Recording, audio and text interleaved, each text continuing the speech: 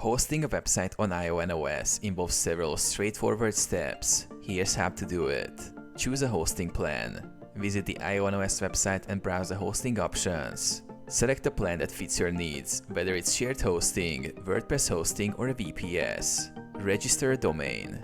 During the sign-up process, you can register a new domain or use an existing one. If you opt for a new domain, follow the prompts to select and purchase it. Create your IONOS account. Fill in your personal details to create your IONOS account. Provide an email address and password for account access. Set up your hosting environment. Once your account is created, log into the IONOS control panel. You can access various tools, including the file manager, database setup, and other hosting features. Upload your website. Use the file manager or an FTP client to upload your website files to the appropriate directory, usually located under the public_HTML folder. Test your website. After uploading, access your website through your domain to ensure everything is functioning correctly.